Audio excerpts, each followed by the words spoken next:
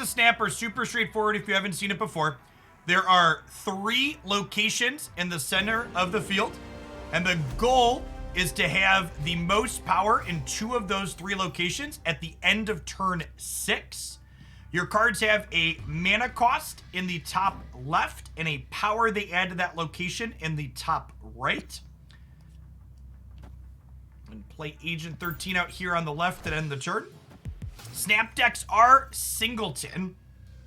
They are singleton decks, and they're singleton decks, and they are 12 cards. And you start with 3 cards in your hand and draw a card each turn. So usually you see 75% of your deck in every game. And the small deck size makes cards like Korg really sweet disruption. So on reveal, it puts a rock into our opponent's deck, which is well useless for the most part. There's some decks that can leverage some synergies with rocks, but by and large, they just annoy people. You have a rock. Okay, so we're gonna deploy Bishop over here on the right. Bishop starts off with 2 power and says this gets +1 every time I play a card. Hobgoblin here is actually really good for us because I have Beast. This deck is based around playing a bunch of cards out and then bouncing them and playing again. So Beast here is actually going to pick this Hobgoblin up along with these, and then we can send, or sorry, Green Goblin, and then we can send Green Goblin back to our opponent here, which is kind of gas. So I'm going to snap here. Snapping is kind of a double the stakes thing. So if my opponent chooses not to concede here, this match will now be worth a minimum of 2 ladder points instead of 1. So Beast here says we get to pick all of these up, and he reduces their cost by 1. So we have a 2 mana Green Goblin in my hand now. Spider Woman gives my cards -1 here, but only Beast is left. It's fine, we can be -1 there. So no cards can be played here next turn. That's why the Vault is going off. Let's Collector into Green Goblin into Rocket Raccoon over here, because my opponent's likely to play into the Vault, and Rocket Raccoon gets a bonus if they play into the Vault. And then let's Korg here as well, and then Agent 13? Maybe I want a Korg plus Agent middle, actually. Yeah, probably. Because we're going to draw Chavez on turn 6. The face down card's an Angela, so playing out cards here has a lot of value.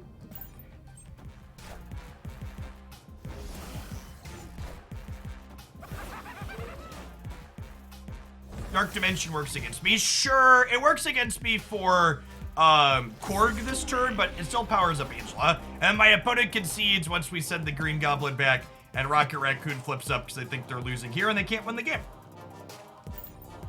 Good stuff.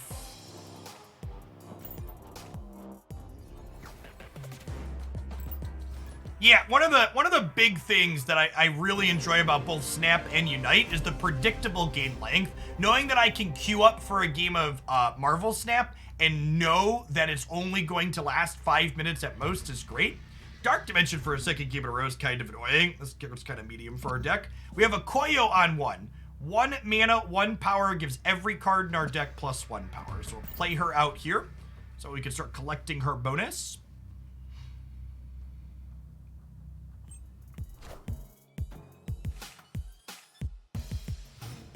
And we'll play out our Korg and Iceman here on 2. The game ends on turn 4. Well, that's great. The game ending on turn 4 actually makes Korg a little less appealing because they're less likely to draw their rock. So I think I'm going to Rocket Raccoon mid, because I think they're most likely to play here, and he'll get a bonus if they do. And then we'll Iceman right. And honestly, I think we're ahead. I'm going to snap here. I think the TVA location ending the game on turn 4 makes us more likely to win. So I'm going to say let's double the stakes here. The balance patch was really good. If you want my full thoughts on the balance patch, I have them up here on YouTube. Rocket Raccoon read was accurate, so we get +2 power. In Snap, both players play cards simultaneously and then press end turn, and then the cards flip up. Whose cards flip up first are determined by who currently has a gold text over their name here. Beastly. We just play Beast outright. I think so. We're like kind of playing to win every location here. We do not have a firm release date for Marvel Snap just yet. Nakia buffs every card in their hand by 2. They have 5 cards here. We could lose this. If they're playing a deck with cards that discard cards from their hand, they could get us. I think we hedge our bets and play into all 3 paths here. Yeah, we can definitely play some Mr. Negative Crunchy. We'll play a few different things. Again, we can do that after we play a few games with this beast deck.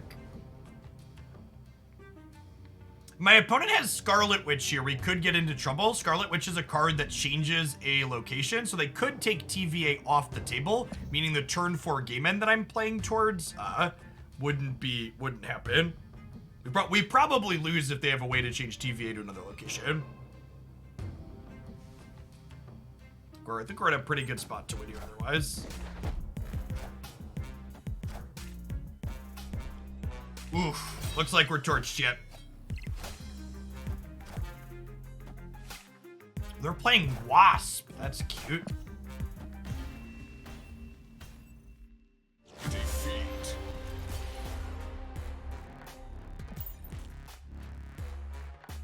I tried Adam Warlock and really wasn't a fan of it. I guess you get some extra draws later, but it just doesn't draw early consistently because you don't have a lot of cheap cards.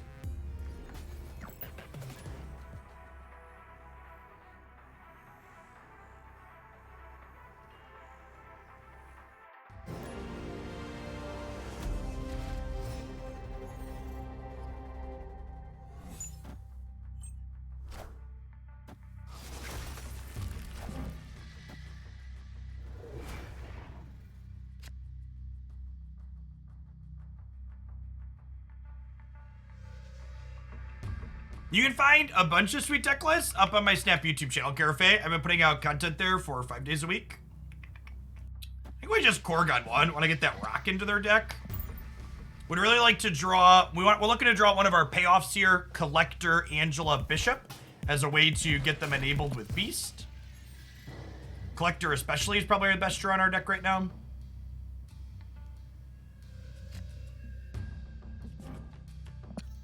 It's not terrible.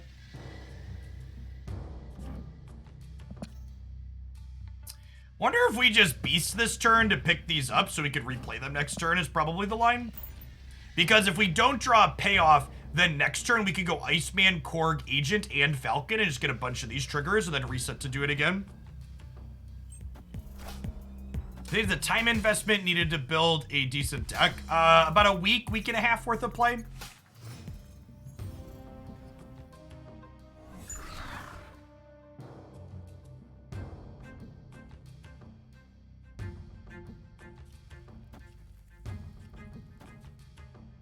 Okay, so if I Falcon here, we pick up all 5 of these. And then with those 5 plus Agent 13, I actually won't get a card draw next turn. So maybe that's actually not good. Maybe we Falcon and then Agent 13. So that way we only pick up 4 plus 5. We don't bounce her back to our hand, but that's fine. I really want a card draw. So the order we play the cards out in matters here.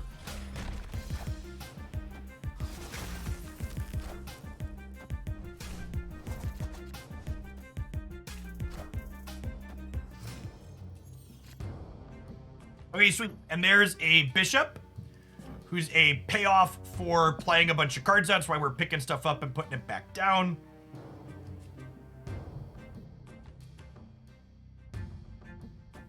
Don't really have a good read on where I should be Rocket Raccooning at the moment. So I think we just do this. The Strange Academy move if all the other locations are full. It does not. So it can only move to locations that have space. Well, they just did nothing, huh? That's good for us.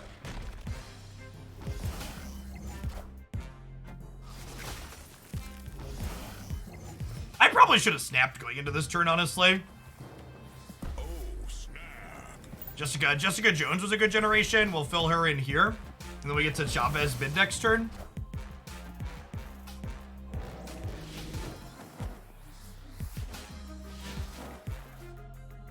Thanks for the follow, Demur. Good morning.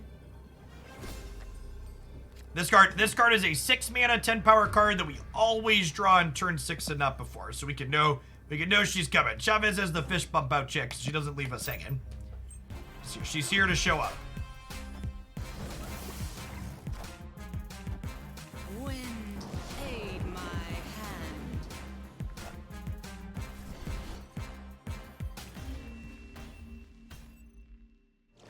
Opponent missing a payoff like Khazar there to make all their 1 power things better.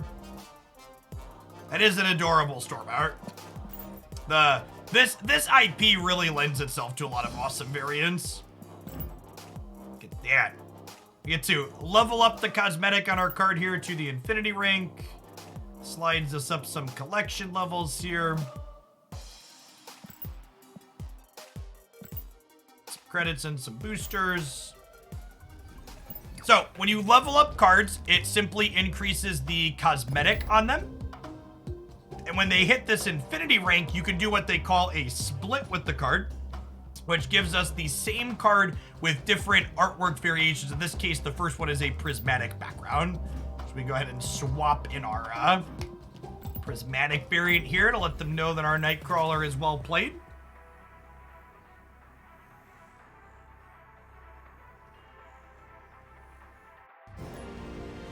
I played some Snap off stream last night after the boosters reset too, so I have to imagine that our boosters are gonna run out relatively quickly. I'm gonna Rocket Raccoon here to start, and I'm waiting because I'm waiting on Nightcrawler because Angela with Nightcrawler is synergy, because we can play Nightcrawler to this location then move it off. Oh, they have Squirrel Girl. Okay. So the squirrel getting populated here does not count as them playing a card, so Rocket Raccoon unfortunately does not trigger. Huh. Strange Academy means I really don't want to play Angela here, I don't think. I think we'll play a little bit of risk to playing her to an unknown location. This could end up being a location that's hostile to us playing lots of cards out here like Angela wants. Well, I mean, so technically, Falcon resets the Raptors, right? So we can Bishop here, and then next turn we can Okoye into Falcon over here, which is nice. Yeah, we get to pick the Raptors up. Not Okoyeing sooner is a little bit sad, but the Savage Land's popping up again is kind of amusing. Do we know when the Battle Pass ends? Yes, the Battle Pass will end 4 days, I think. It says in client. Okay, and that's a collector. Okay, so now we probably want to go collector. This moving our stuff is annoying. I guess we go collector right Falcon here. Or do I think I'll need more help over here is the question. I think I probably need more help in Mojo World, right? Because they have 3 1s here. No, I'm going to snap them back. I think we're in a pretty good spot this game. All right, to play out a bunch of 1-drops next turn and make our stuff huge.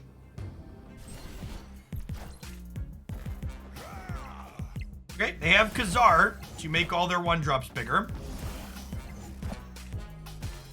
Falcon picks up these 3 1-drops, which gives our collector 6 power here.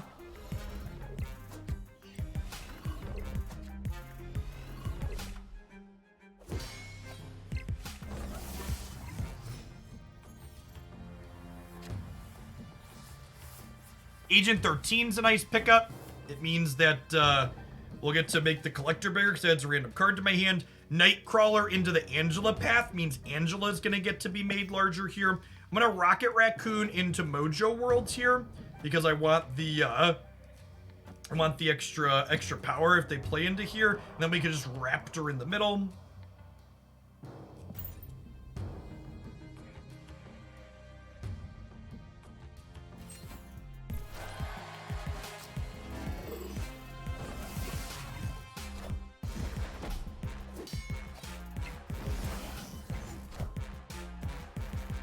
missed on Rocket Raccoon was Mojo World if both people have 4. Then it just basically doesn't count. It just like is a wash. So most people play 4 cards out to Mojo World unless you're completely punting it.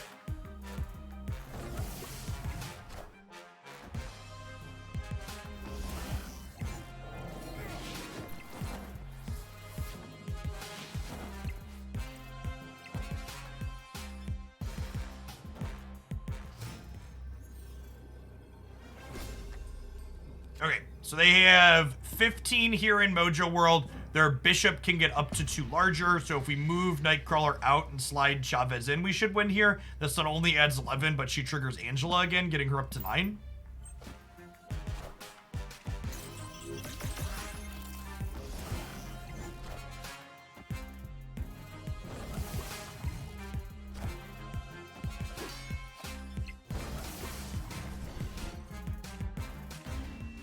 Dark cubes.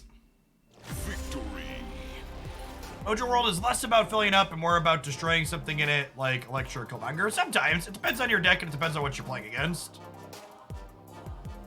Chat, we're 6 cubes away from rank 90. I don't really care about the avatar at rank 100, but I would like the 500 free gold at rank 90. It's like $10 worth of credits, $20 worth of credits, something like that.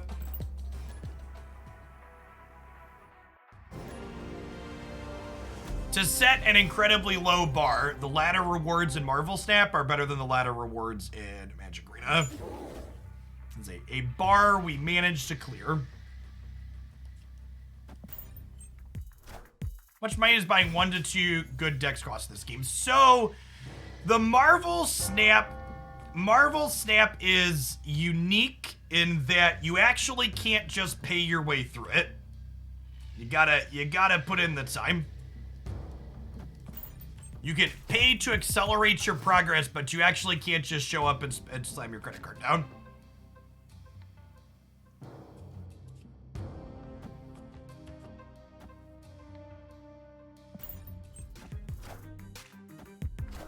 You can purchase cosmetics, yes. Nakia happening twice probably means we're torched. Yeah, this has a casting cost of a lot. It's very expensive. We'll see how this plays out, but this is probably a retreat game, if I had to guess.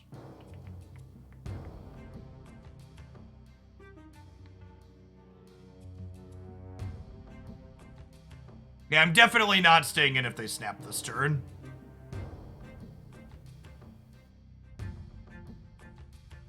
My mana is just super awkward. Like, I want to play Bishop before I start playing cards, but at the same time, that's, like, not really great for us.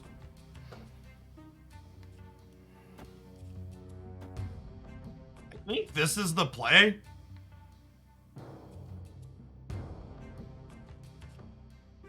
That doesn't feel good, though. I think we do this and give up Monster Isle and plan to try and win DC and Carmitage. Is the plan here? Oh yeah, they committed Strong Guy. Deal. Okay, so now we go Bishop into Rocket Raccoon into Nightcrawler into Falcon.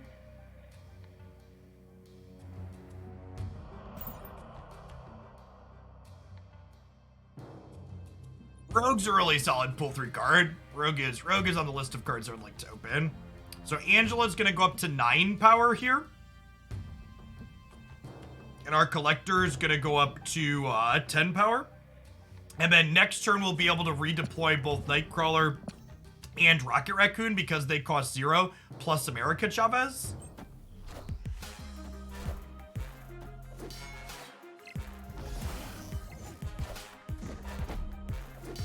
It's unfortunate we keep missing with Rocket Raccoon.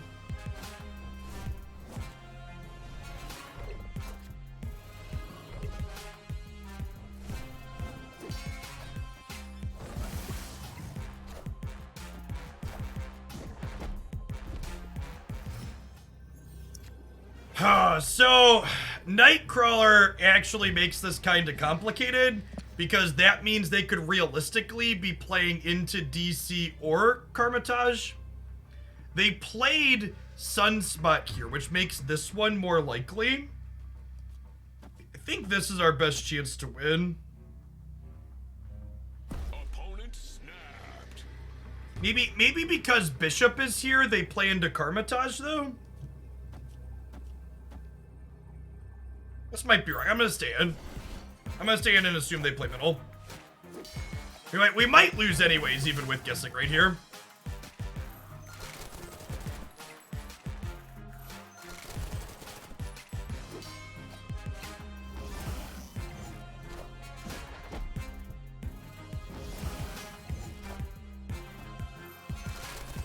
They also have a Rocket Raccoon that's huge. I think we're gonna die here. Did we do it? Oh man, I think we did it. There's no way they gain. Yeah, sick. Okay. Nice. Victory. Yeah, so our guesstimate was, okay, if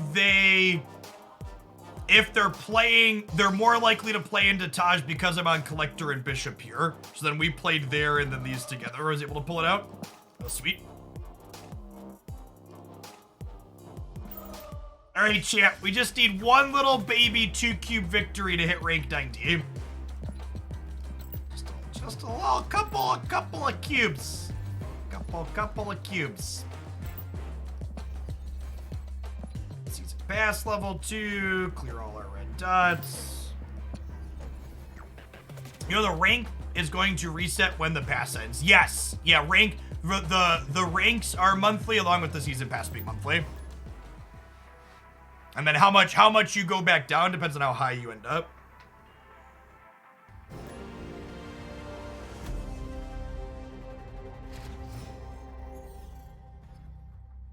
Do I get to pull a new card today? I pulled a new card yesterday while I was off stream. We got Doc Ock, which is actually a playable card, so that's nice. I want to try him in a mid-range deck. We'll play him at some point.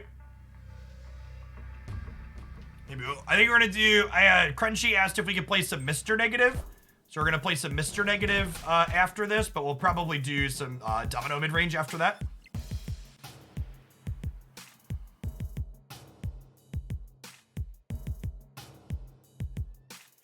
You bounce Angela's beats as she retained previous bonus. She does, yeah. Which is something you'll see me do on occasion, so you can reset her path.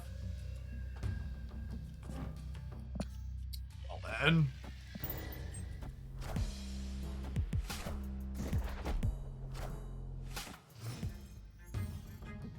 I'd really like my collector game.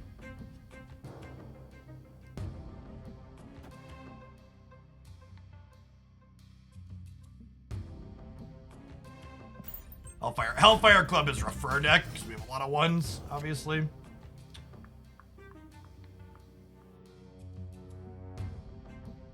I think we move Nightcrawler into here and then Agent 13 into Beast here, so that way we get to pick Agent 13 back up and get 2 random generations with her.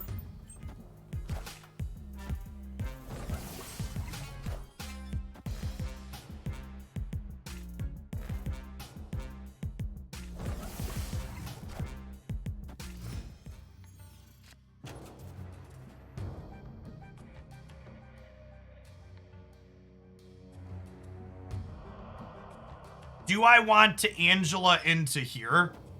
I think I kind of do, chat.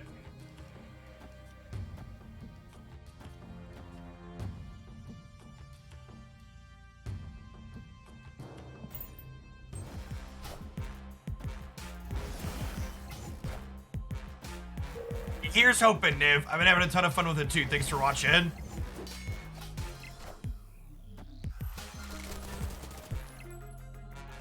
It might have been right to snap going into this turn, honestly.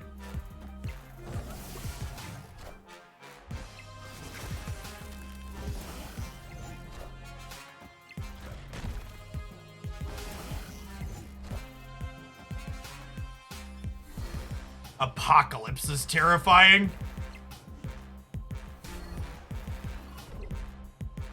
Apocalypse and Swarm with Collector is sick. Opponent's deck is kind of gas.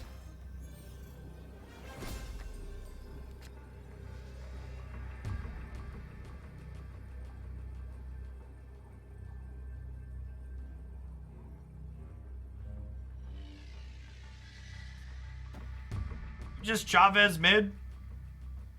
Maybe just Chavez right, actually. Not sure it really matters.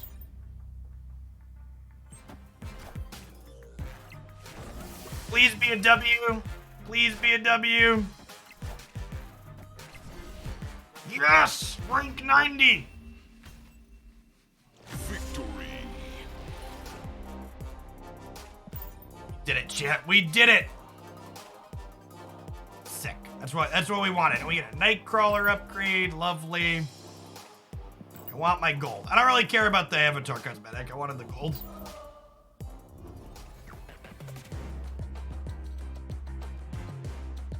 And when you rank up, they give you a little bit of rank down protection. You get to go to 91.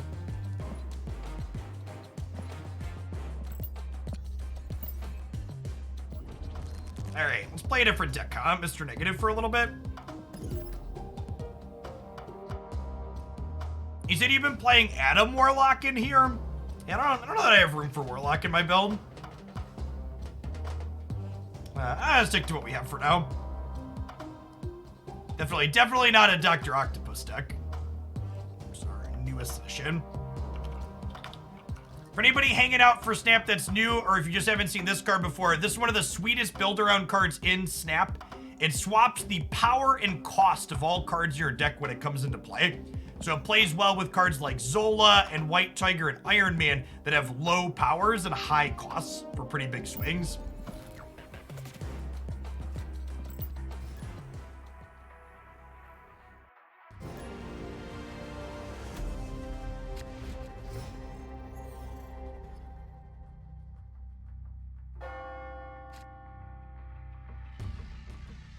Opponent snapped.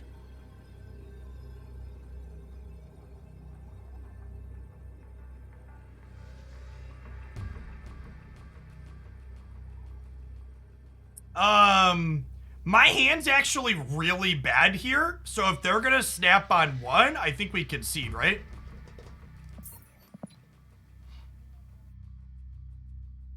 Escaped.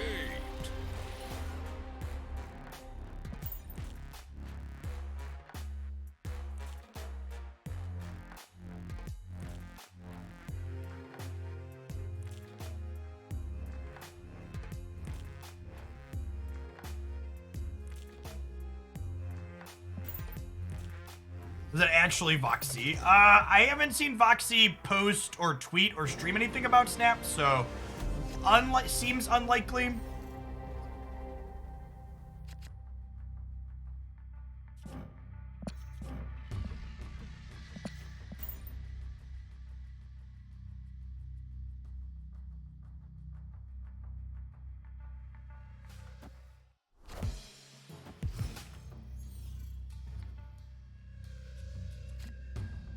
Also, while not being 100% generic, Voxy's not an incredibly unique name necessarily, right? So could very easily just be a random or an impersonator.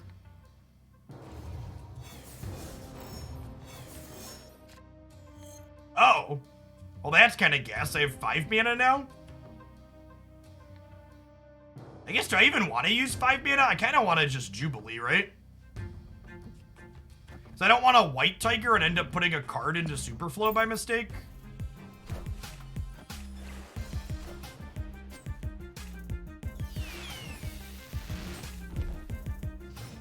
Oof. Oof.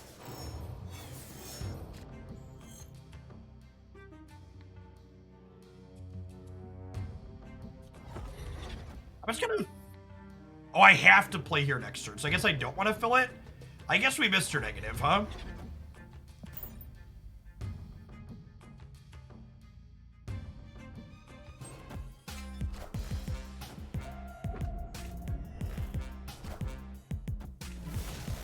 All right, them drawing a card from our deck before we flip it with Mr. Negative is ideal.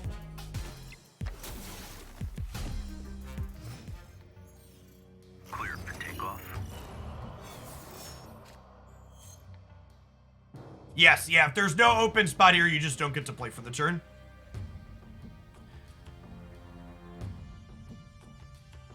I think we just White Tiger, right? Well, actually, do I do nothing? Nah, I'm probably supposed to White Tiger, right? I think this is fine.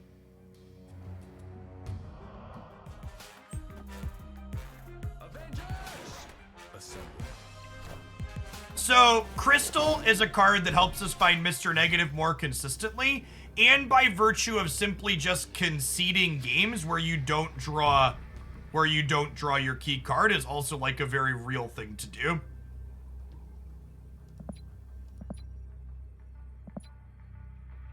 Five cards in hand.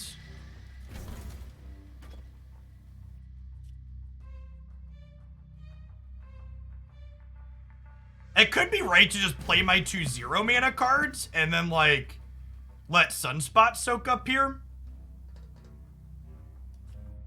If I play this here, it adds a minimum of 1, and then they need to keep 3 cards in their hand, but they're not going to play into the negative zone, so maybe they do that.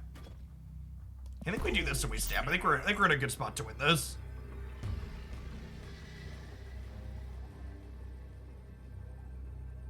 Yes, yeah, and if you Psylocke into Crystal on 3, you can still negative on 4.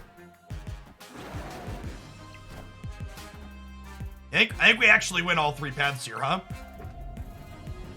Oh, the Ant-Man's gonna get us on the left. I think we're good though, right? This is only 15, and then we win center with this, and then this Iron Man is worth 10 plus the double here. Victory.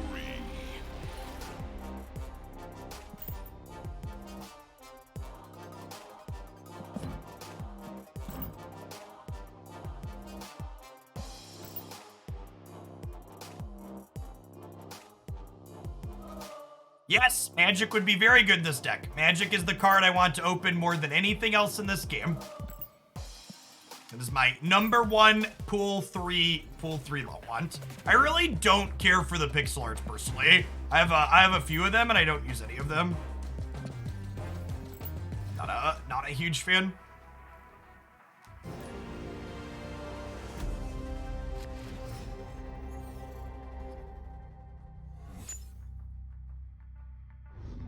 Dude.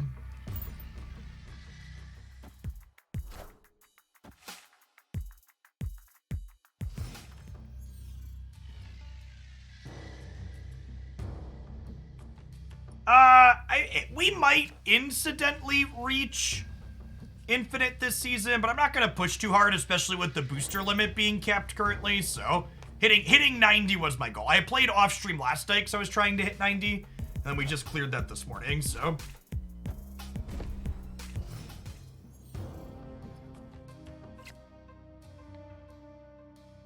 You are a day late and $1 short there, Miss Psylocke. I think we just passed, right?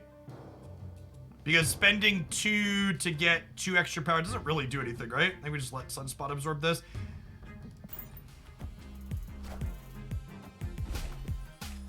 I believe one of the Marvel Snap folks said that the black-white split isn't something actual people can get yet. Only bots have that currently, if I recall correctly. Thanks for the new follows, by the way. Had a handful of people drop on by the stream for the first time.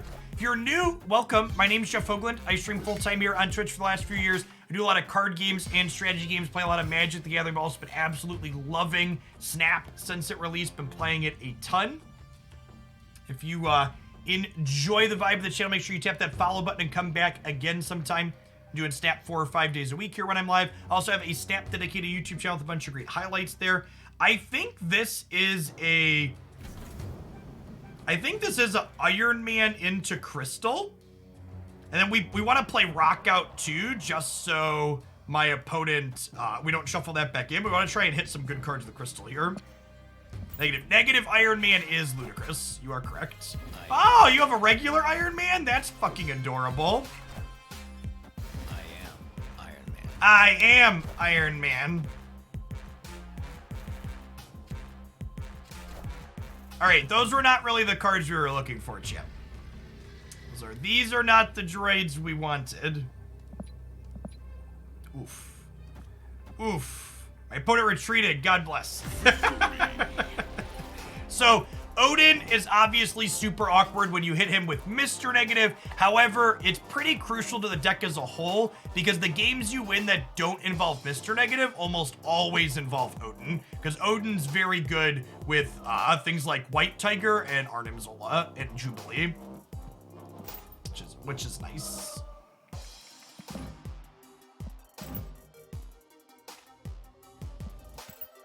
Yes, cost is top left, strength is top right. Was that the worst possible set of draws there? Pretty close. Our next card's is Infinity away, right? Yeah, 2154.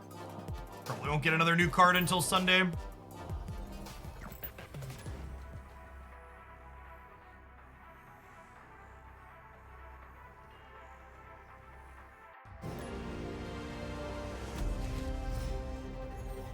Yeah, your computer screen or my stream doesn't do the graphical representation of these cards justice, because this 3D frame pop effect looks incredible on your cell phone when you tilt your phone back and forth.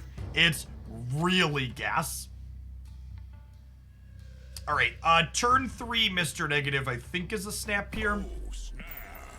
The board's a little tight on space, which makes it a little bit less good, but Psylocke giving us an extra energy into getting our key card down sooner is pretty good. Yeah, so this game will eventually have a native PC release. However, right now it is just Android and iOS for the current closed beta.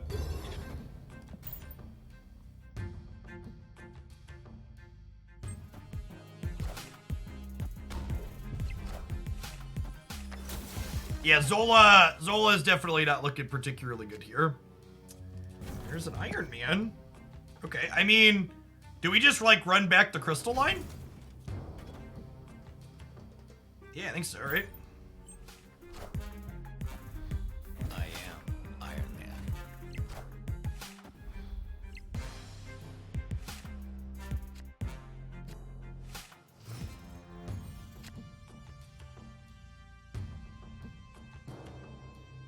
We Ronin left, and then we get to Sandman Jubilee right next turn.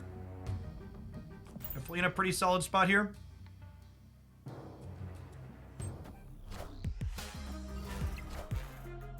I am Iron Man.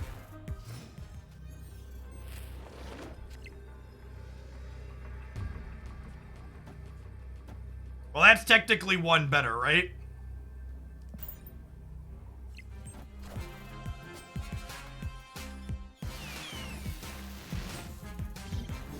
The world's best Jubilee.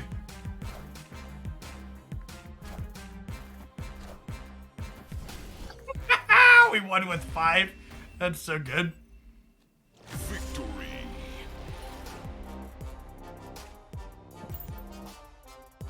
What's the most interesting location in this game? I think it depends on what deck you're playing. The fact that the different decks interface with the locations in different ways is a lot of fun. Some are much better or worse than others at different things.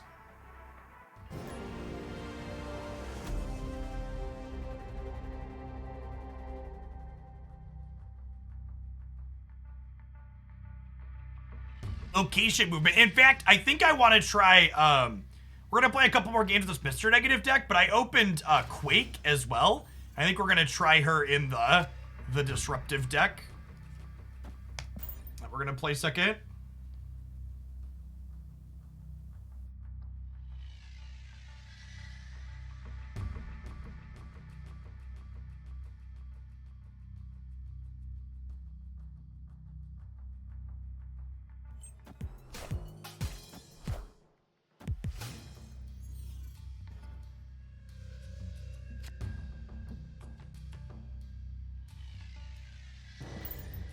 Speaking of Mindscape,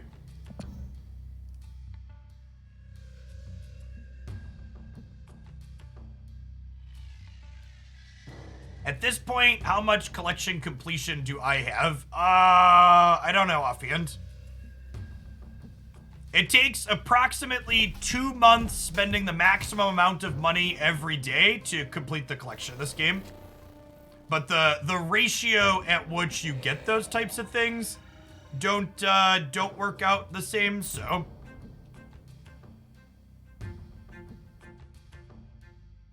you get a lot of cards at the start and less cards at the end. If you look on the Snap YouTube channel, I have a video that breaks down how long it takes to get every card in the game.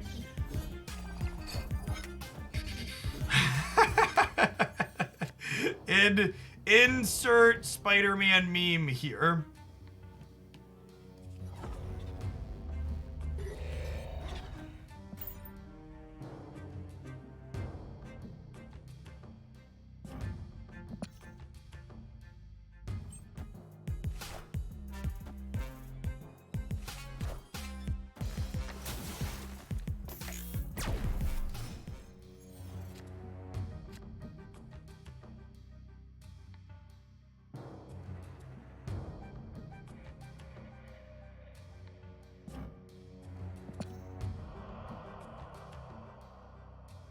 Would I be tarred and feathered if I said something feels wrong about this turn?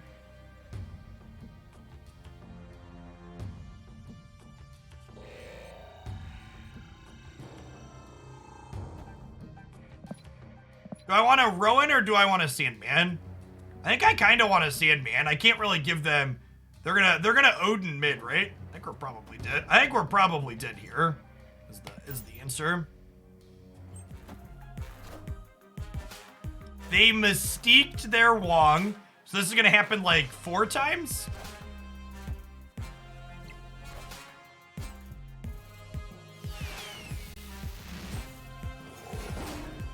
Okay, the quad hazmat is kind of hilarious there.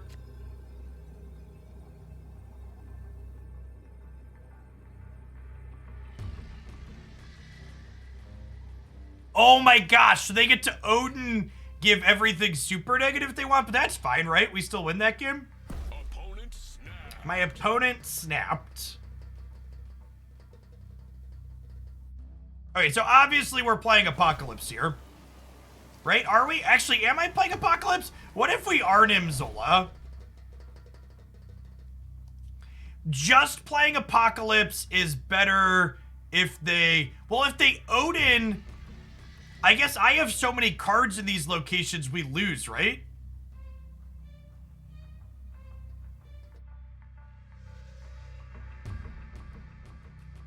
Arnim lets Sunspot grow, that's true, but it puts more cards out for Hazmat to minus.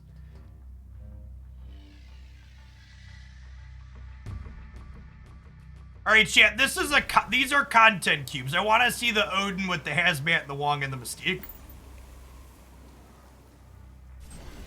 These are content cubes.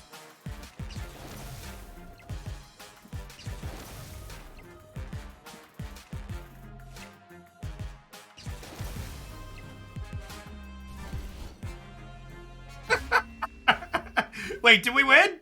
I think we won. All right. Sure. We cleared the Kingdom Maker promo. So we hit the goal on that. Shout out to everybody that we did. We won the danger zone at -6. What a silly game. All right.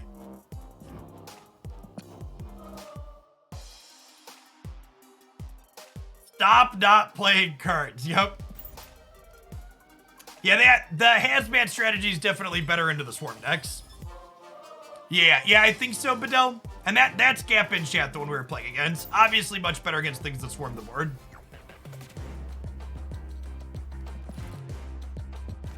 All right, let's kick the tires on Doc Octopus a little bit here, huh?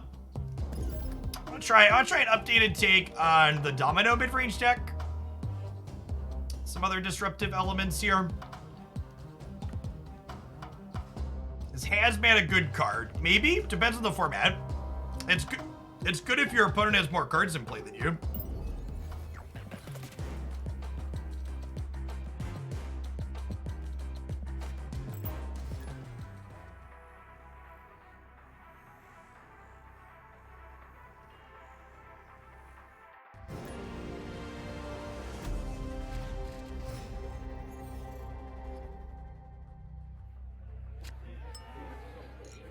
So, as you can see here from the deck list, there are 0 1-drops in my deck, so you always just pass on 1. We only have 2 2-drops, one of whom is Quake here. On reveal, if this is at the middle location, swap the positions of each location. This could actually be really funny with Bar with no name. Always lucky. Then we have Domino here, who we always draw on the second turn.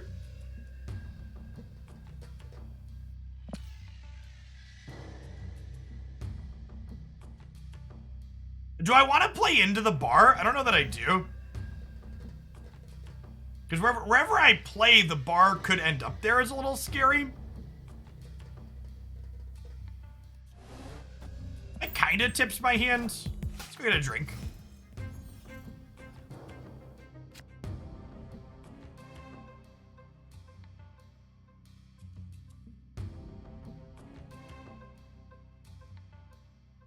Yes, the bar will end up somewhere not here. I'm gonna Cosmo on the right here. Avengers! Assemble.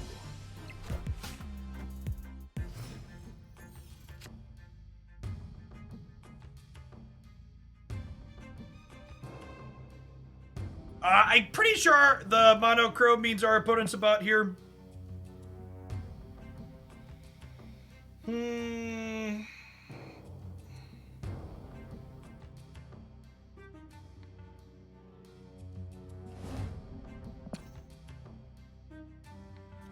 wouldn't do it. Why is the monochrome mean a box? That's not a cosmetic that players can get yet.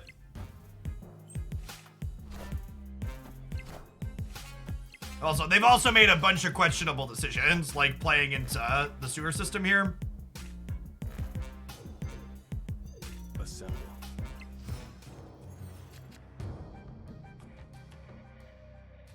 So Killmonger this turn is actually beneficial to our opponent. Our hand's actually super awkward.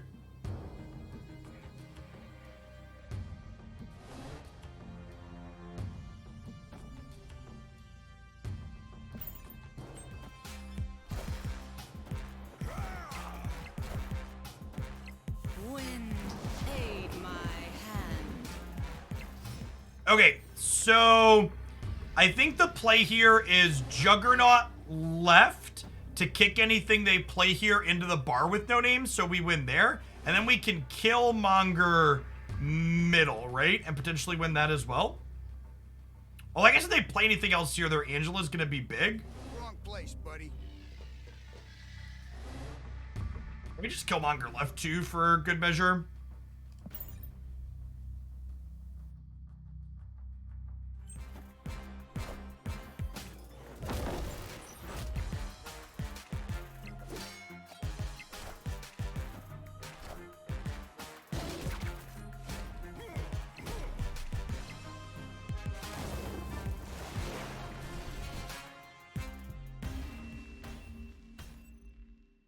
Victory. The flooded animation actually played center. Quake really screws with a lot of the location animations, which is funny.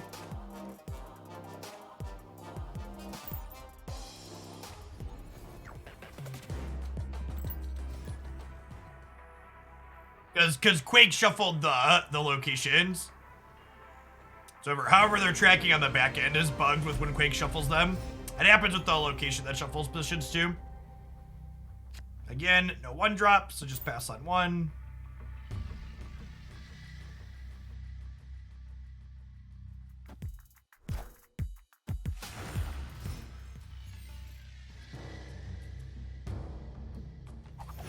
What are the odds? 100% domino. Those are the odds. I've been wrong to play Memory Isle. Maybe we're just supposed to give this one up.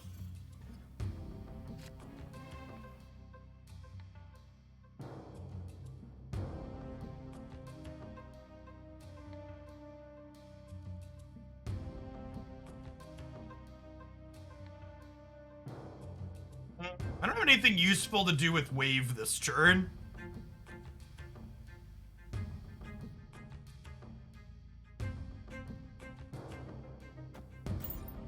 Storm middle. Wind, aid my hand.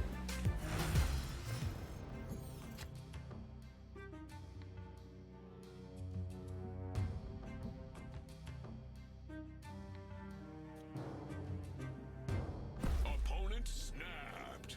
Snapping.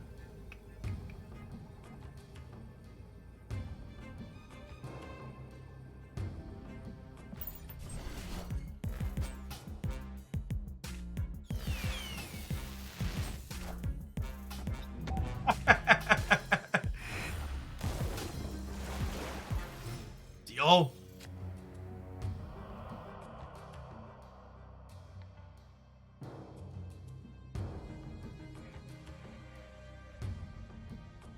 Okay, so do I think I need to shut off? Do I think I need to shut off DC? Oh, if I think they're gonna play into DC, I could Juggernaut here, and then potentially kick it into the Flooded, and kill it with the Kingpin trigger. Yeah, I think I like this actually.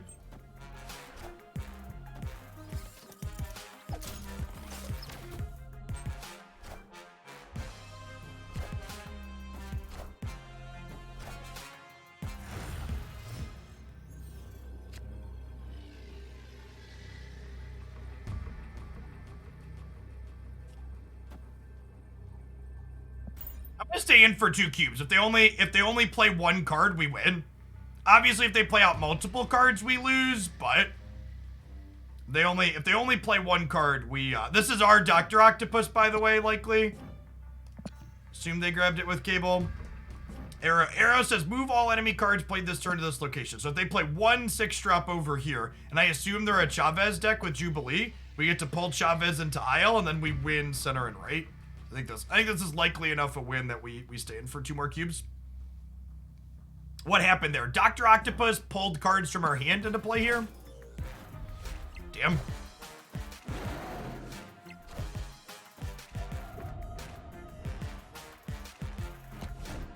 Devil Dino, still very, very good, it would seem. Defeat.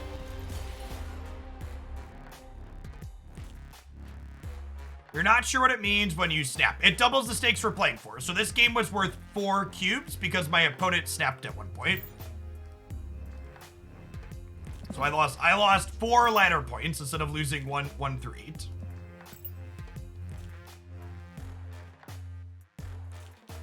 Yeah, not every ladder match is worth the same. It's a really, really neat mechanics-less system, allowing you to kind of read what's going on and decide whether or not you want to gamble on it.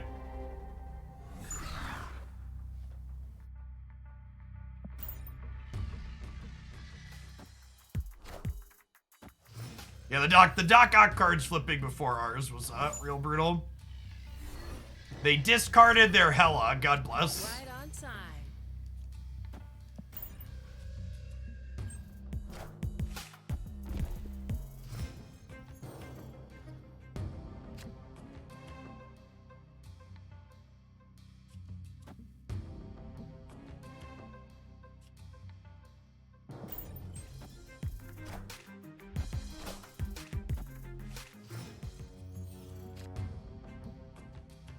So, a kind of neat interaction here is that Cosmos says on reveal abilities won't happen at this location. So, it lets me play Doc Ock as just a stat stick. So, 5 mana for 10 power. I'm gonna go ahead and storm off the Dream Dimension here.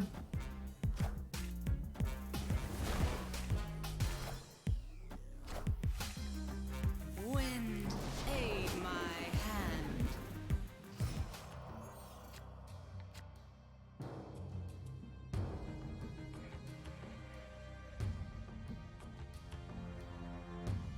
Yes, this is the person we queued into a bunch yesterday.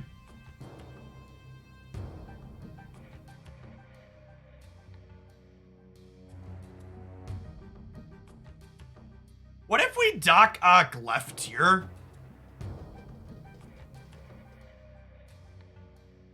I guess that means we probably lose here. I could Doc Ock right, and then Killmonger getting rid of Sunspot probably means we win next turn. We can like Killmonger plus Quake. But then how do we win center or right is the question. We'd have to win with 6 or 6 in either of those spots.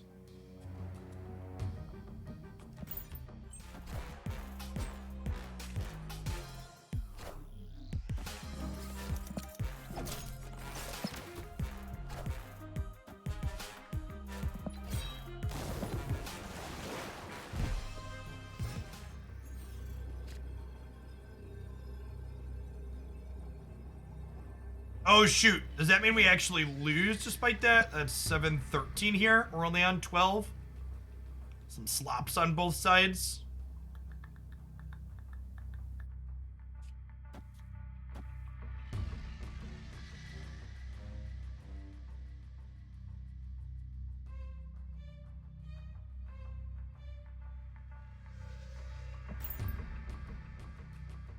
I think what we did here, depending on what they drew, they were down to just one card in hand. Lady Sif did cause them to discard their last cards, just like whatever their top deck is here.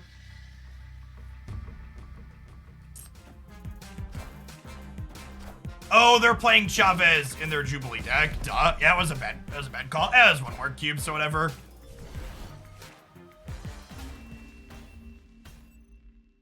Defeat. I don't know if this play was right. There's a good chance our deck also isn't very good. Just like a mix of disruptive cards that may or may not work well together.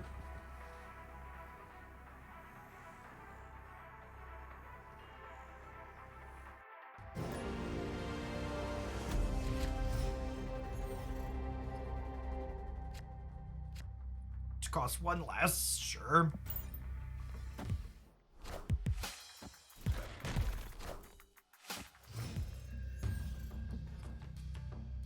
There was a Cosmo in the central area, so no, we could not do what you were suggesting. Cosmo has a little bit of anti-synergy with some of our stuff.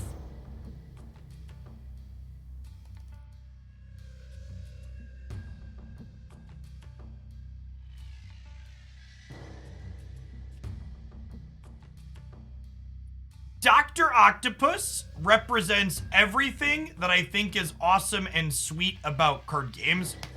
It is a card with good stats and a potential downside, where if you are good at deck building and understanding what's going on in a game, you can turn that downside into upside. So, for example, Dr. Octopus is a card that's kind of mediocre against, Dr. Octopus is a card that's kind of mediocre against decks that have lots of large costed cards in it. However, with Cosmo, you can mitigate that downside. It's also a card that's very good into decks that have lots of small... What's the best way to put it? If your opponent was going to play out everything in their hand over the course of a game anyways, you might as well dictate where their stuff's going to come into play, taking control away from your opponent. So it is a card that takes control away from them, and filling a location has value because then you know how much power you're playing to in that location. So if you Octopus on 5 and fill a spot, it lets you know definitively generally that you can win that spot or not. Cosmo has not felt great in our deck so far. I have a lot of on-reveal effects this card makes awkward, even if it does synergize with Ock a little bit.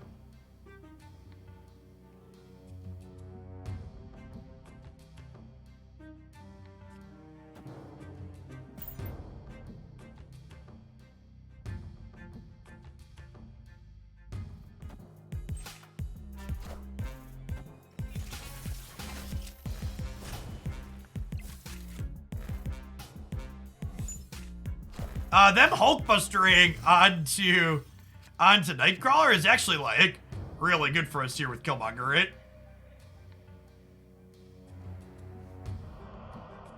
Oh, snap. Snap here, because Magneto's gonna flip up and be a large land.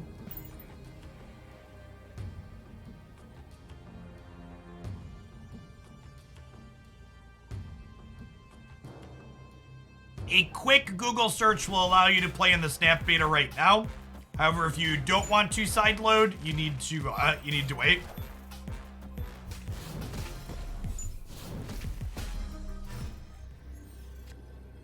Opponent snapped. Well, that's super unfortunate.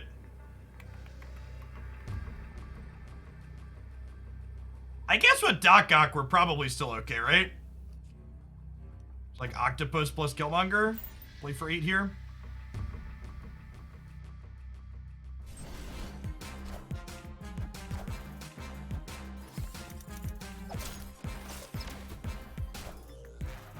I am Iron Man. And that doesn't matter because we're gonna kill these Nightcrawlers. So we're still good.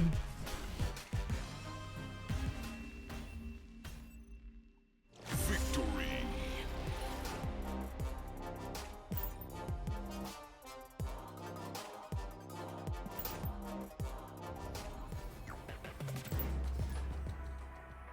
I give Cosmo a few more chances, but I feel like that might be a cut because of the tension he has with other parts of the deck. Your collection reset from beta. It will not. I would not be spending money and investing the time I'm currently investing if the collections were going to reset.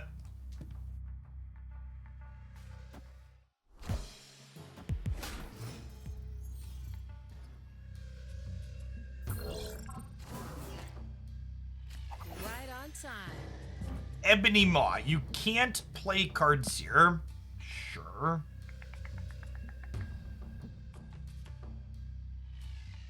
Played an 8-6 over here, right?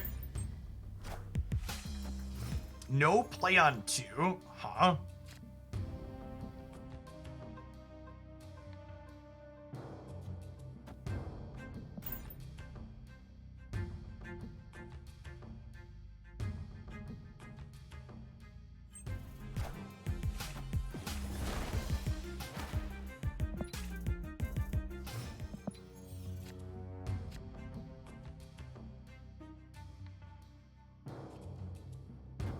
Another kind of fun one, too, talking about it, is Dr. Octopus into Shang-Chi. It's potentially good. Here, friends.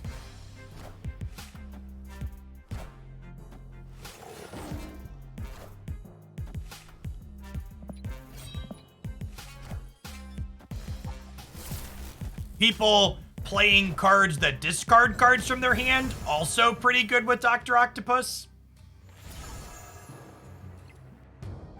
There's a Killmonger to clear out Ebony Maw next turn.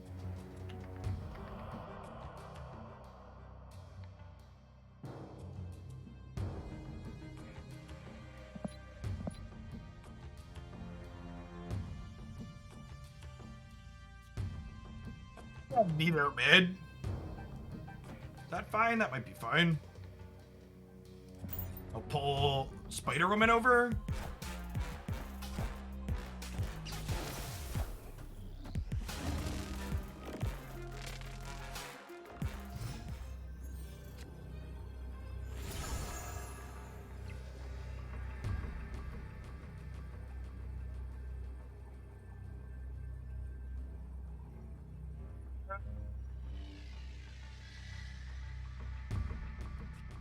Killmonger here gets rid of the Ebony Maw and wins right.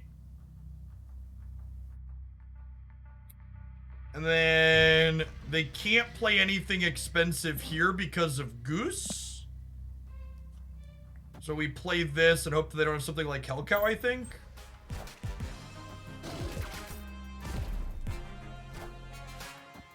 Wind, aid my hand.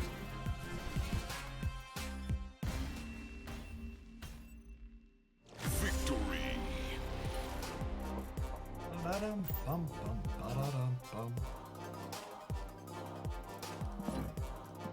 I promise you, if you do a Google search, Boom King, you'll be able to play it. I believe in your ability to Google. You can side load right on in.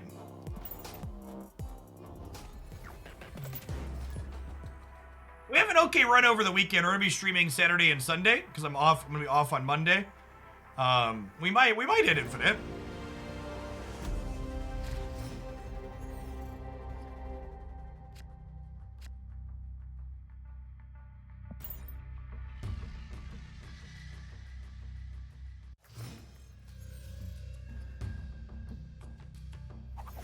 was lucky. I think I'll wave into Doc Ock potentially.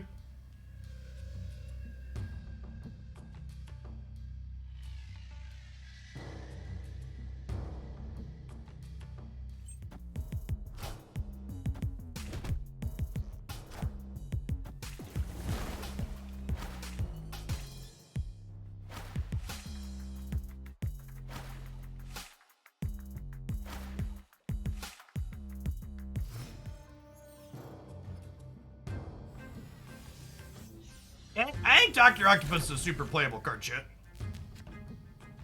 Like I said, it's all about, like, taking a look at what his downside is and figuring out how you can make it into an upside. I don't know if it's right to play here. It feels like it's right to just fire this off in a lot of spots. Just, like, kind of take control over what's where.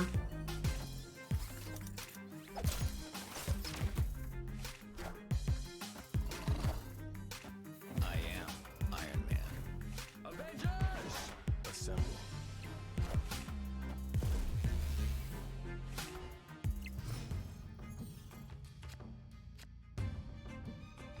Okay, so they have the left side by a lot, but they only, and again, like, this is the thing, chat. So they have the left side by a lot. They have one card in their hand right now because we emptied their hand into this location. So now it's, okay, how do we win the other two with what we have left over?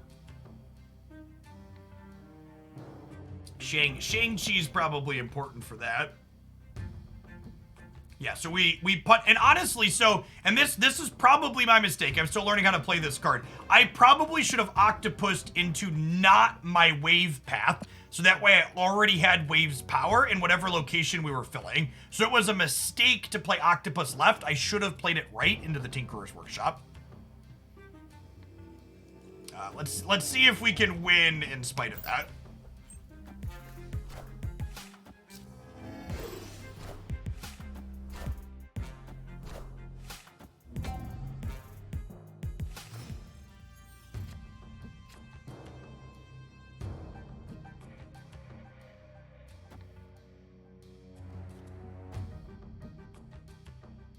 See, I don't even know if I'm supposed to play Cosmo here, because, like, his effect is kind of obnoxious for us.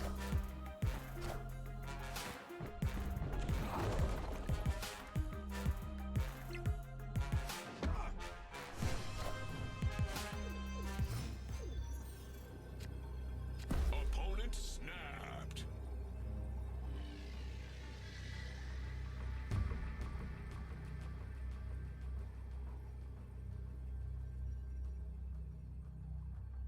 Yeah, I think we're dead, right?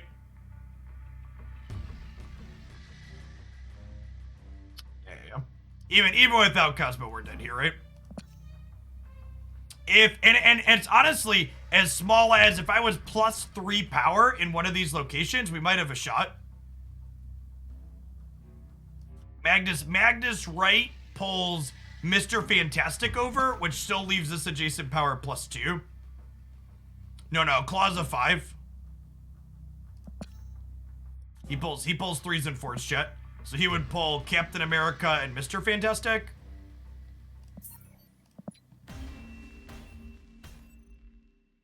Escaped.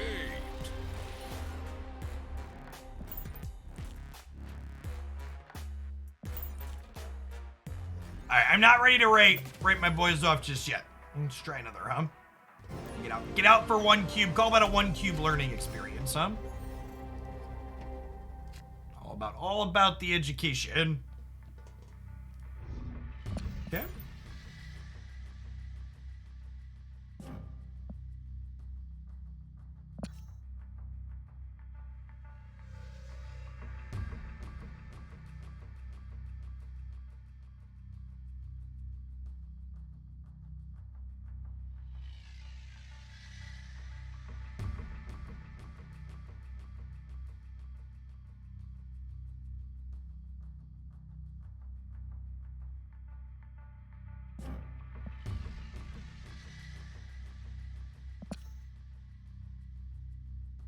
Cosmo is not going to Sinister London, no. I think Domino is, though. Right on time. Well...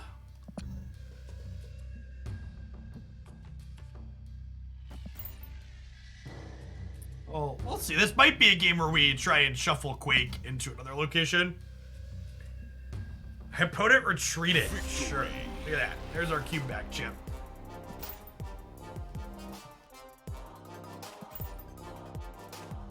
I think I've looked at Cosmo feeling awkward enough times that I'm gonna replace him. All right, chat, yell cards at me. I know this is your favorite part. Who do we want? Who do we want from Cosmo slot? We could Enchantress.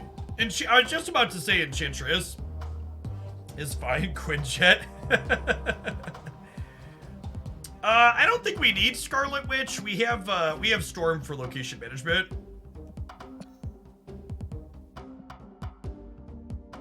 Enchantress has some solid upsides. We need to play to the Destroy deck at some point and see how it is. Have an Ultra Carnage. I don't have a Rogue. If I had a Rogue, I'd play Rogue in a heartbeat. I would 10 out of 10 love a copy of Rogue. This is not my collection.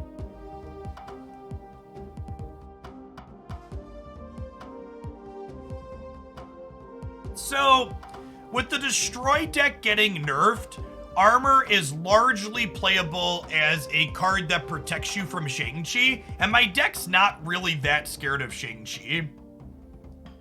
I don't really want to play one-drops because we're a Killmonger deck. Punisher combos with Octopus. That's a thought. It's just like a 3-mana 6-power card into Octopus's lane. That could be really good into a variety of decks when Octopus is getting a bunch of lower cost things or lower power things potentially. I kind of like that too. So this is like just a pretty generically good card too. It's like typically gonna be like a 4 or 5 for 3.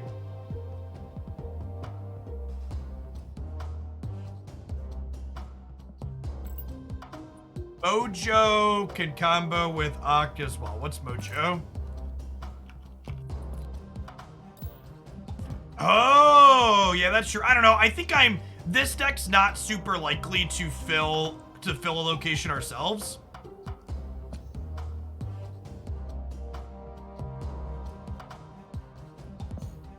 Oh, you know who we could also play as a disruptive one? Speaking of rocks, we could play Rock Slide. Oh, do I not have Rock Slide? I thought I had Rock Slide. I thought I opened it. That must have been a fever dream, chat. This card's pretty good. It puts 2 rocks in on turn 4 to their deck. Let's do Punisher for now.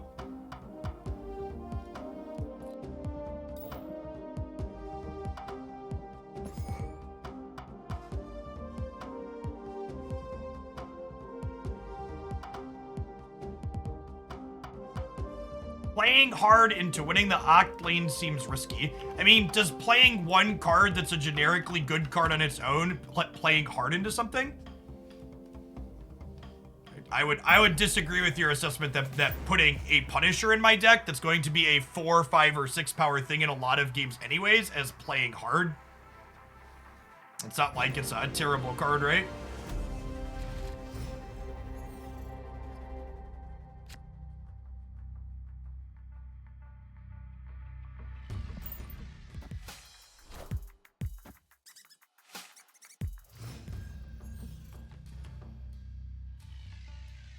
Yeah, I don't think Mojo is playable.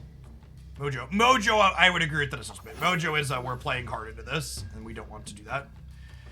Well, so turn 4, swap the position of each location. So I actually want to play into not Baxter Building to have a chance to be in the Baxter Building.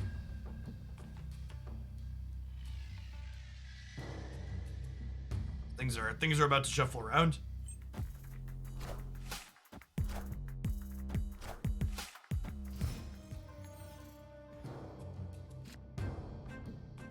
How much power does Debris have? Is she a 3? She's only 3. Her stat line is kinda low. Is the thing. And hey, look, there's Punisher looking okay. Oh, snap.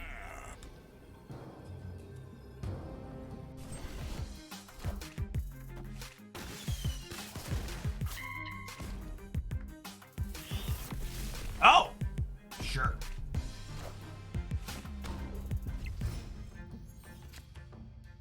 They had to do that to embarrass me, right, chat? I said the Punisher looks okay, and then they did it.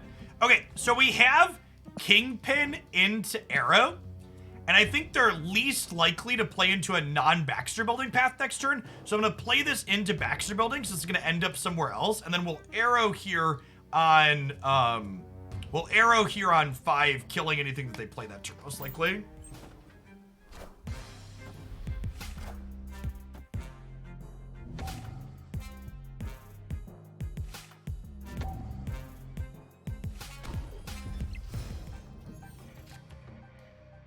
Oh, how does the location shuffle impact Kingpin though? I think it works how we want it to. I guess we'll find out. So Arrow says any cards my opponents play this turn get moved to the center location.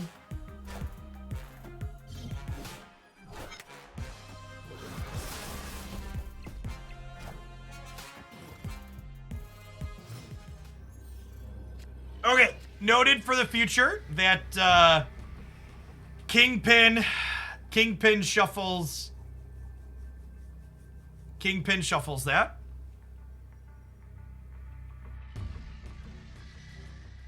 Is that a bug? I genuinely don't know if it's a bug or not.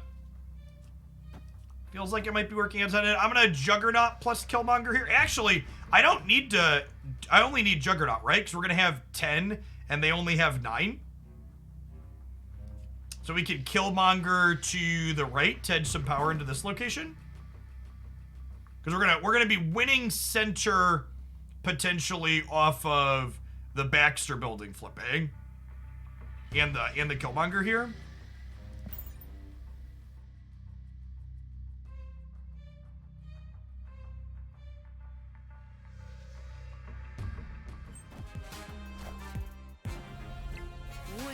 Oh, they stormed us off the Baxter Building bonus.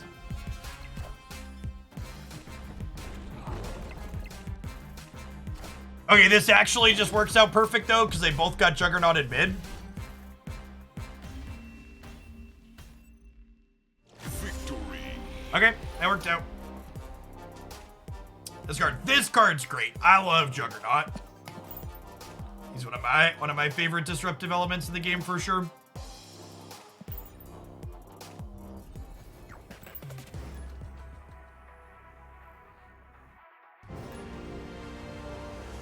Why is Domino a good card? Do you see the mana cost of cards in my deck?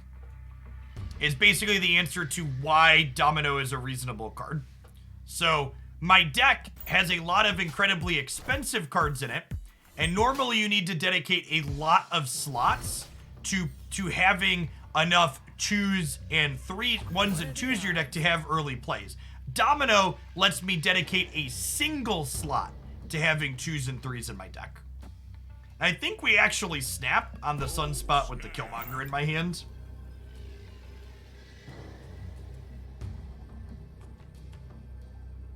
Yes, they are a hella deck, almost assuredly.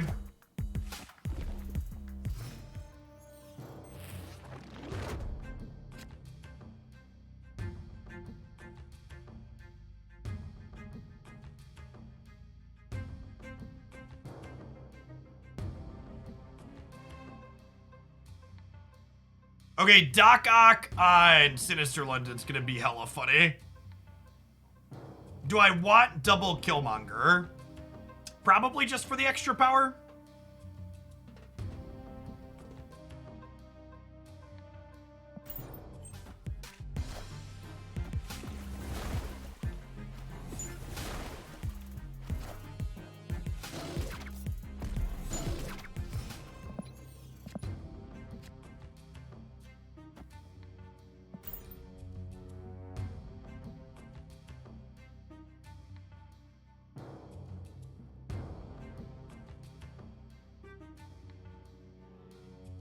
Hey, thanks for the sub gift, Matt. Appreciate the support. Happy Friday.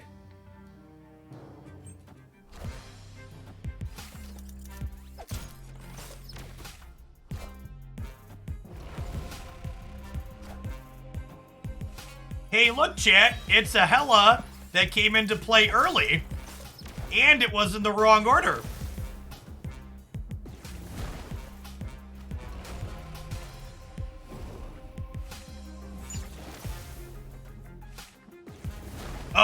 Oh, because of Odin. Well, all right, we might be hoisted. Well, I guess we know how much power is in both of these, right? So if I arrow, this will be 19 in both. Yeah, we're actually kind of okay, right? Because this will be 19 in both, and then I guess I need to draw a bigger play for next turn. I need to draw like a Magneto.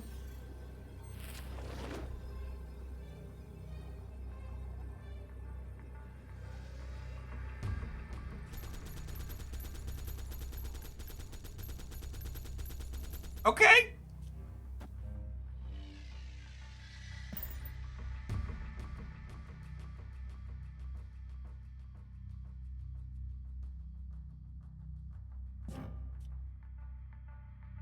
Victory.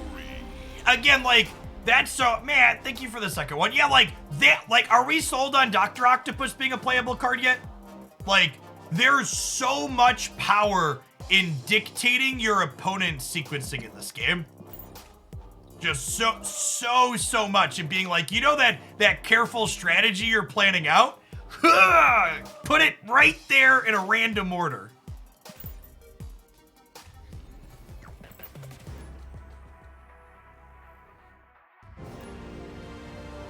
Every single time I use Dr. Octopus, they have Shang-Chi and he just dies. Have you tried being luckier? It is a strong line inside of card games. They conceded. It was only 2 cubes. I feel like Killmonger into Sunspot is just like always a snap, right? Oh, snap. Oh, snap. Being less unlucky is also a strong alternative. Agree with that. Big mood.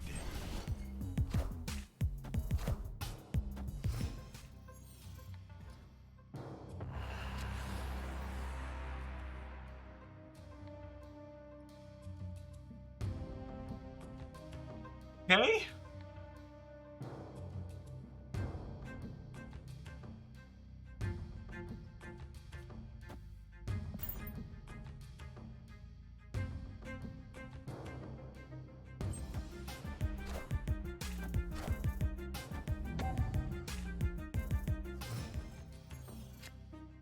Nah, this game feels great on my phone. I play this game on my phone all the time.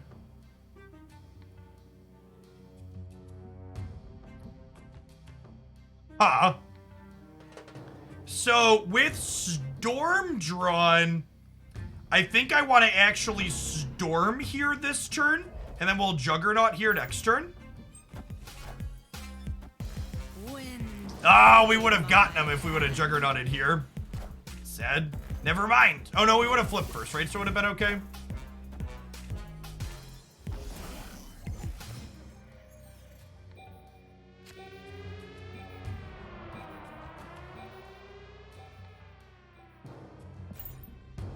So whatever cards they play here are going to get punted to another zone.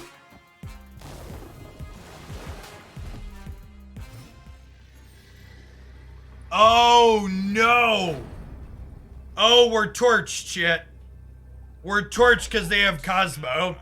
They skip their turn, and Cosmo stops our Killmonger from getting this. And they have an Infinite. We're not staying in for 6 cubes for an Infinite. Yeah, mistakes were made. Escape. I was not expecting Infinite. We should have been. Infinite's a card that's often played with, what's it called? Yeah, well played by the opponent. For sure. Danced around a bit. Hey, Matt, thanks for the 3rd sub-gift, dude. Appreciate it.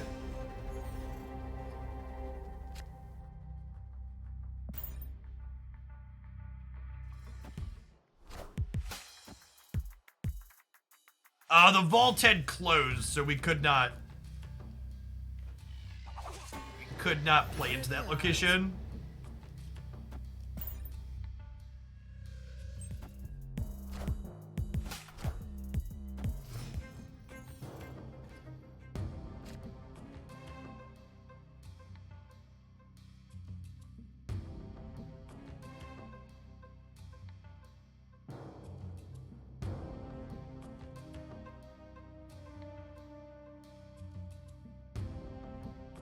I think we try and run the Storm Juggernaut Gambit mid, is my plan.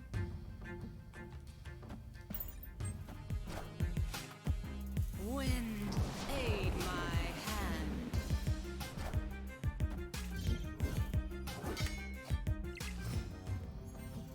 So Storm says nothing can be played here. And then Juggernaut says, hey, anything that gets played here this turn gets punted somewhere else. So we get to lock up the center location here.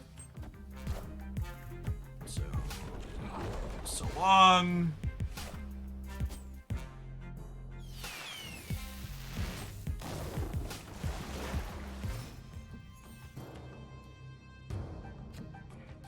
With the, Oh, snap. my opponent... No, I stabbed. Okay. I was like, did my opponent stab too? No, we're good.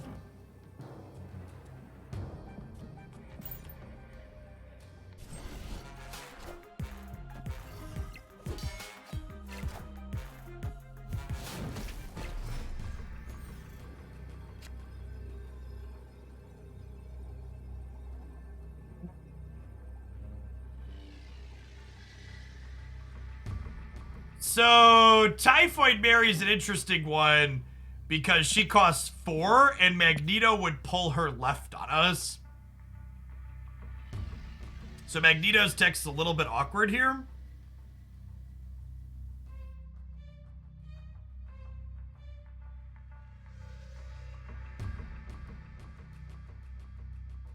I think he's still our best line though, right? How many cards are in their hand? 4?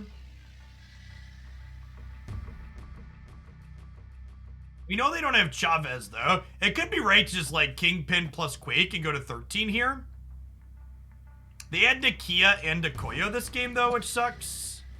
Actually, they could just be putting 2 cards into here, which makes Magneto fine. I don't think they have a 6-drop, because they Jubileed their Chavez. I'm gonna do this assuming they're playing 2 cards here. Damn.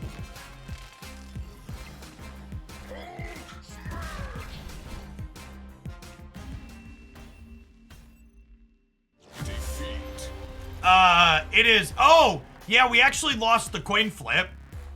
It's random which of these 2 they pull. So again, it's easy to Twitch chat this one, and by that I mean criticize my play because you know the outcome of the game. But I think because their Chavez was already played, it's better to assume they don't have a 6-drop, and they're more likely to play 2 cards here. Also, in the event that they only play a 6-drop here, we have a 50% chance to grab Nakia instead of Typhoid Mary, which also results in a win. So I think the fact that, 1, if they have a 6-drop, we're a coin flip to win because Magneto grabs a random 3-4, and the likelihood that they're probably playing 2 cards this turn anyways means it's correct to Magneto. So I think the fact that Magneto's a coin flip edges the Magneto play versus the Arrow play. So I'm pretty happy with the percentage play that we make there.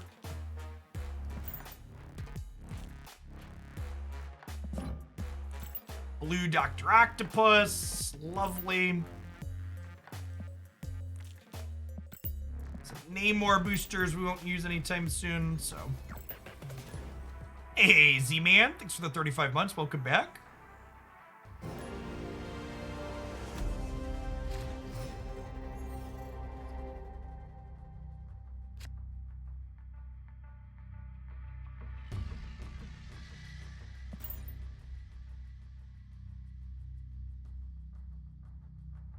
What is Storm for? She's location disruption. She also locks your opponent out of playing things. Storm plus Juggernaut is a soft combo because you Storm on turn 3 and then you Juggernaut the following turn, pushing any cards they could play out of that spot and locking it up for yourself. I'm going to be streaming this weekend on Saturday and Sunday, and I'm taking Monday off to hang out with the family and some family friends.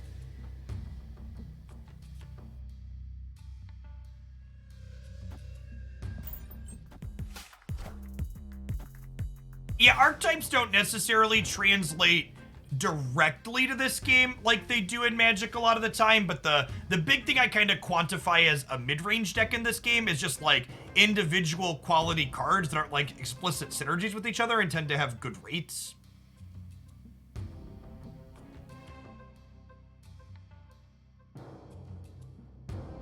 So if I storm right, Klin and this are both going to be locked out, and then we play for the Dark Dimension, which I think is good for us. In fact, if they're playing the Beast Bounce deck, oh, Nakia's a little scary. Wind, aid my hand.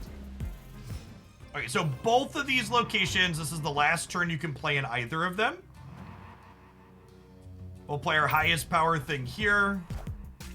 Their highest power thing torches our highest power thing, and they have an Apocalypse. Oof. I think we're dead. Maybe I'm supposed to play around Swordmaster being there, and I'm supposed to Shang-Chi over that way. Although, does this work out? We Shang-Chi into Magneto, and then Magneto pulls the Swordmaster out of here, depending on spots. Okay. Magneto's not pulling shit out of anywhere, and we're dead. Opponent snapped. Escaped. Then why wave? It's 3 for 3, and we don't play expensive cards. Well, wait, we do have. Well, that's a good question. So, one, I actually disagree with you that we don't have a lot of expensive cards. Arrow, Dr. Octopus, and Magneto are 3 cards that Wave plays ahead of curve, so that is a lot of expensive cards. You're pretty likely to have one of those with Wave on 4.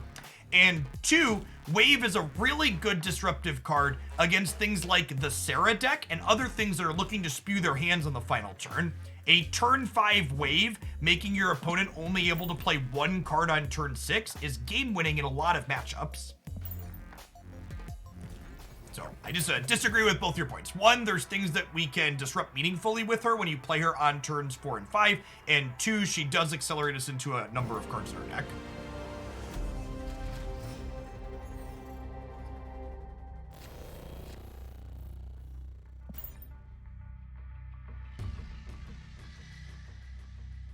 I don't know if the Kingpin Arrow synergy in this deck is good, but it's hilarious, so. We had fun with it yesterday in a different deck, and I wanted to try it some more today. There's a good chance this is too cute, just for what it's worth.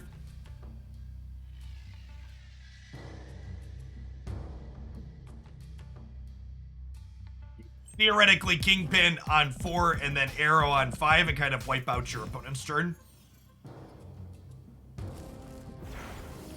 The red footprints are aces. Agree with that.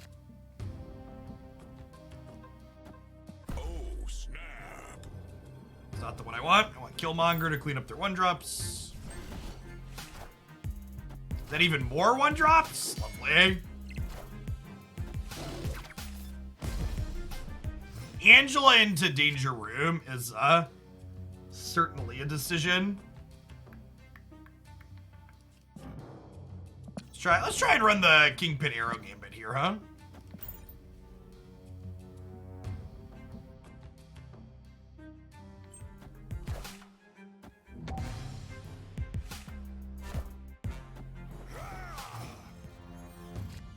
Opponent snapped.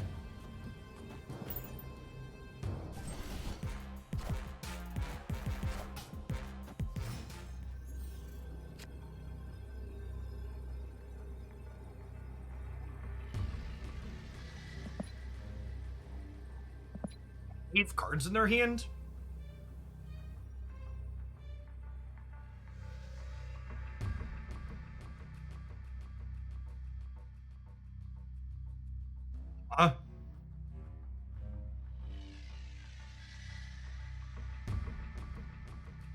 What if we like Juggernaut right, Punisher middle? That means we win the right, and then we have a good shot to win the middle.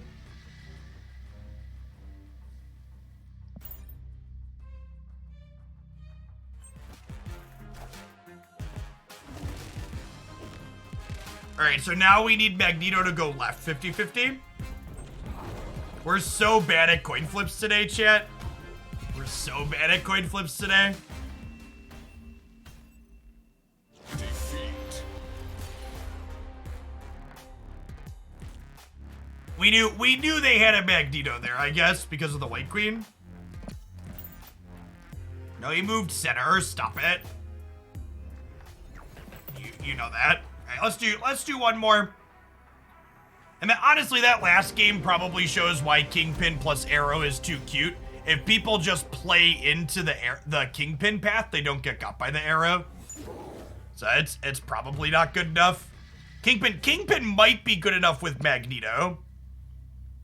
Just because you can like Kingpin on 5 and then Magneto 3s and 4s over to him that they don't have the choice to move generally. So could be still good for Kingpin, but Arrow might just not be playable. Dr. Octopus has definitely been like the story of this set though. Oh, we have Shang-Chi and there's a Monster Isle. Is that a snap? It honestly might be a snap.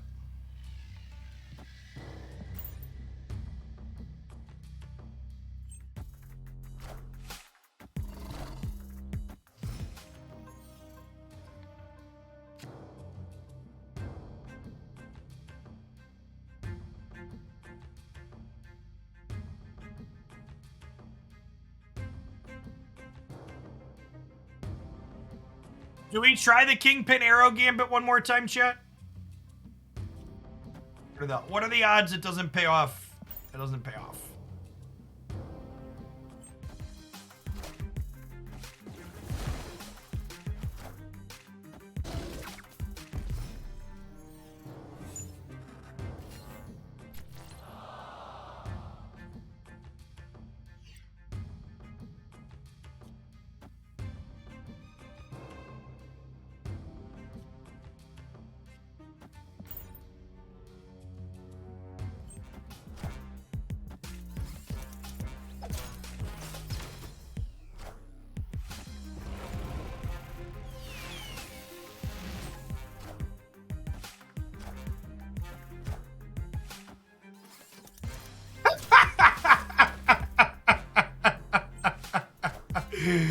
Oh, what fresh hell is this?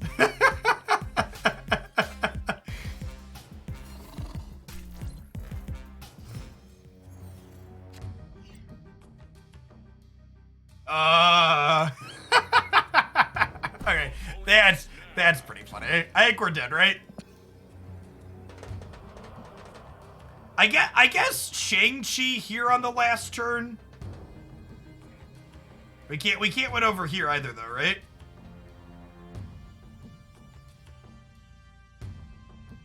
Yeah. All right. Escaped. Kingpin's definitely not good with Arrow. I'm not gonna play this card this deck. This was actually a randomly generated Arrow, but we have one in our deck too. Kingpin with Magneto could be okay. Doc Ock was definitely the standout card of this set to me. I'm gonna play with this card, this Shellmore for sure. But yeah, I think Arrow is definitely not a card I want to play. I can see Kingpin going away as well for other cards. It's definitely a funny game. All right, our daily card booster limit is exceeded, and I told my wife I would play Pokemon Unite with her at 2 o'clock. So I'm actually gonna wrap up a little bit of Pokemon Unite today.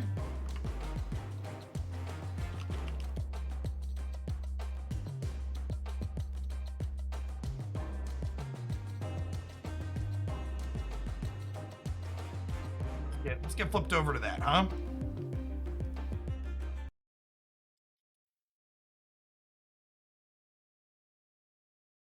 You missed any of